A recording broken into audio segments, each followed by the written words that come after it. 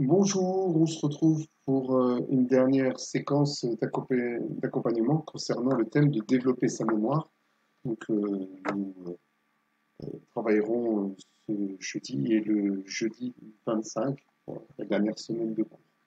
Alors, durant les trois premières séquences, je vous ai donné toute une série de méthodes, de petits exercices à faire. Aujourd'hui, enfin, pour ce jeudi et jeudi prochain, je vais vous faire un bilan, finalement, de tout ce que nous avons vu durant cette thématique. Ça vous permettra de revenir sur évidemment les anciennes notions et puis d'introduire peut-être deux ou trois nouveautés. Donc le but est de vous faire comprendre comment fonctionnent vos mémoires, hein, et de vous aider évidemment à utiliser les meilleurs outils, ceux avec lesquels vous vous sentez le plus à l'aise, afin de vous aider à progresser dans ce domaine au fur et à mesure évidemment que les années d'études passent. Alors, trois thèmes, hein. Premier thème, ce sera le mélange d'essence. Le deuxième, apprendre de façon positive. Et le troisième concernera des conseils pour entretenir sa mémoire au quotidien. Alors, on gardera les conseils pour le jeudi prochain, parce que ce seront évidemment des aspects plus pratiques, plus pragmatiques même, que l'on échangera et qui reviendront sur des notions que l'on avait vues en début d'année sur les conseils pour bien travailler l'année de ce cours. Alors, en ce qui concerne la thématique du mélange d'essence, donc on l'a vu justement dans les séquences précédentes, que chaque sens peut intervenir, hein, dans le processus de mémoire. On avait vu avec l'ouïe, évidemment, ça, vous le savez déjà, mais aussi le goût, l'odorat et le toucher, même si ces derniers sens interviennent plus faiblement, notamment en ce qui concerne la partie école ou études. On avait pris la Madeleine de Proust, hein, comme exemple. Le goût a un impact extrêmement fort en matière de souvenirs. Alors, on ne peut pas goûter à ces cours, bien évidemment, mais on peut associer à des révisions ou à un apprentissage plusieurs sens. Donc, l'exemple, évidemment, qui n'est pas scolaire, mais qui est un apprentissage, qui est celui de la bicyclette. Vous connaissez tous la formule, le vélo, ça ne s'oublie pas. Eh bien, apprendre à faire du vélo, c'est travailler la mémoire du toucher. Parce que le corps ayant une mémoire, quand vous vous positionnez sur le vélo, vous retrouvez la mémoire des gestes. On pourrait prendre l'exemple du code de carte bleue oublié. Vous vous mettez devant le clavier et en fait les doigts se souviennent du chemin qu'ils font lorsque vous saisissez le code. Vous l'employez évidemment très fréquemment. Cette mémoire, ce qu'on appelle la mémoire haptique, hein, H-A-P-T-I-Q-E, ou mémoire du toucher. Donc elle intervient évidemment plus facilement dans le cadre de l'apprentissage manuel, mais pas seulement, puisqu'on peut aussi l'utiliser pour la perception des mouvements dans l'espace. Et puis vous l'utilisez en fait tous les jours sans le savoir. Quand vous notez un cours, quand vous préparez une fiche, quand vous mettez en forme une matière, vous faites appel à votre mémoire haptique pour tout ce qui est schéma, dessin. Lorsqu'on apprend la musique, on peut répéter les mouvements en fermant les yeux. Donc on peut mémoriser plus efficacement si on se concentre sur nos sens. Et par exemple sur le toucher. Comme ça, on renforce ce qu'on appelle, on en avait déjà parlé, le fameux chemin de la mémoire. Hein, une fameuse connexion qui nous permet de retrouver l'information. On avait déjà dit ça aussi, hein, lire un cours à haute voix en le réécrivant par exemple. L'écriture, c'est l'exemple d'un apprentissage où on mélange les sens, hein, puisque c'est à la fois visuel et haptique. Mais évidemment, l'idée, hein, c'est de ne pas brouiller en fait ce message. On a déjà évoqué, hein, les, certains d'entre vous, beaucoup d'entre vous même, de mémoire avaient spécifié qu'ils utilisaient la musique pour réviser. Bah, ça peut être préjudiciable à la concentration, mais surtout au domaine d'activité. Parce que la musique a un côté détente, mais travailler en musique, ça, ça ferait mélanger par vos travail et loisirs. Sauf si vous choisissez une musique de travail, comme il y a par exemple des playlists pour courir ou pour faire de la musculation, etc.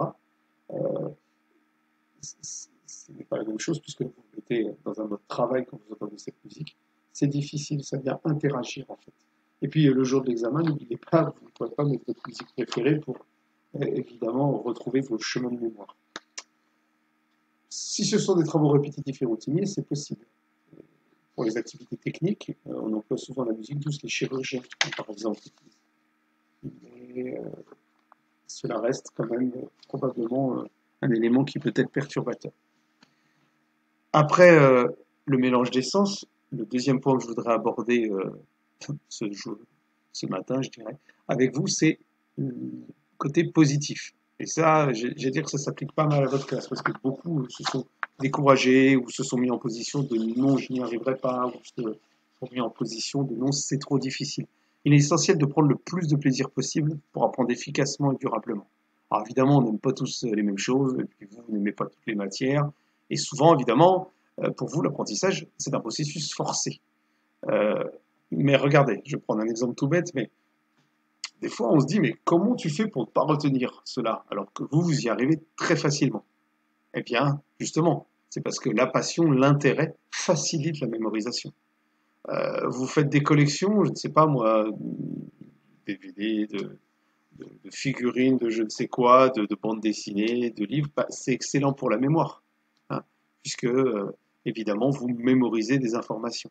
Donc, euh, des fois, si vous faites un léger effort en apprenant vos cours et si vous arrivez à y faire rentrer quelque chose de positif, comme le fait de se dire ah j'ai réussi, oh mais finalement c'est pas trop dur, etc. Tout ça, c'est positif, hein. Puis il y a le côté affectif, bien évidemment. Alors c'est pas vraiment une mémoire, hein, il n'y a pas de mémoire affective, c'est un petit peu artificiel évidemment de se dire oh c'est génial, j'adore apprendre, etc. Mais ça fonctionne.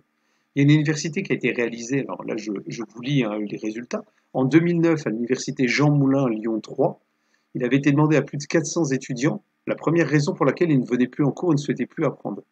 Donc cette raison était le manque d'intérêt visible de l'enseignant pour sa matière et son enseignement. En clair, si évidemment on a envie d'apprendre mieux, il faut que le professeur ou la personne qui vous enseigne vous donne envie. Euh, en gestion du stress, hein, une remarque positive, ça efface 10 remarques négatives, évidemment, d'un seul revers de la main. Et puis, vous le savez, parce que souvent on en parle, l'humour, c'est un outil très positif pour retenir une information, hein. Quand vous avez des enseignants qui utilisent des anecdotes un peu drôles, vous les retenez. Regardez en histoire, dans les copies, je retrouve souvent la petite anecdote, celle qui n'est pas forcément le plus important, mais vous l'avez retenue parce que on avait rigolé à ce sujet, ou j'avais dû faire une blague semi-drôle. Donc voilà. Enfin, je dirais, dernier point, euh, les élèves demandent souvent, aujourd'hui évidemment, bah, j'ai mon smartphone, pourquoi est-ce que je ferai un effort? Tout est dedans, en un seul toucher de doigt ou quelques touchés de doigt. Eh bien, je vais vous répondre en plusieurs réponses. D'abord, il y a quelque chose d'assez évident. Vous êtes là, vous allez basculer dans les années d'examen, première, terminale, puis ensuite, je ne sais pas, école, BTS, etc. Et vous n'aurez pas votre smartphone avec vous lors des examens, déjà. C'est peut-être bête comme réponse, mais en tout cas, c'est une évidence. Et puis, en dépit de tous les progrès technologiques que vous pourriez me renvoyer, notre cerveau a toujours une capacité de stockage supérieure à celle d'un ordinateur. Sauf si vous ne vous servez pas de votre cerveau, évidemment.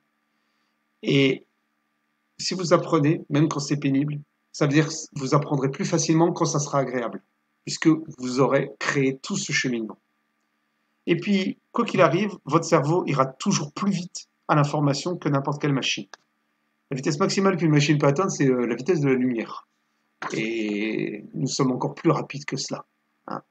Il suffit par exemple que vous pensiez à un lieu précis et tout de suite l'image se forme dans votre cerveau. Un ordinateur ne peut pas faire cela, hein. Une machine en tout cas. Même les super ordinateurs aujourd'hui sont capables des fois de battre, on a vu des champions d'échecs ou des jeux de culture. Nous avons aussi un mode de réflexion qui est intuitif. Et la vitesse avec laquelle on peut lier les informations nous permettra toujours de dominer la machine. Enfin, avant-dernier, j'allais dire, argument, pour un emploi, pour un diplôme, je vais dire même pour sélectionner un ami ou euh, un partenaire pour la vie, c'est notre capacité à retenir l'attention par notre intelligence ou ce que nous savons qui fait la différence, hein. Nous sommes ce que nous savons. Et puis c'est l'homme qui crée la machine, hein. C'est pas l'inverse. Alors l'idée, c'est de créer les moyens de développer au maximum sa mémoire. Et c'est ce que nous verrons la semaine prochaine avec quelques petits conseils pour entretenir sa mémoire au quotidien. Donc, je vous rappelle que si vous avez des questions sur tous ces éléments que je viens de présenter, que vous avez vus, vous utilisez les canaux habituels. Et je vous souhaite une bonne semaine, hein. Le travail pour la géographie est en ligne sur le Padlet, hein. Les références sont sur la vie scolaire, mais vous avez déjà la référence du Padlet. Du Padlet, pardon. Je vous souhaite une bonne semaine et je vous dis à bientôt.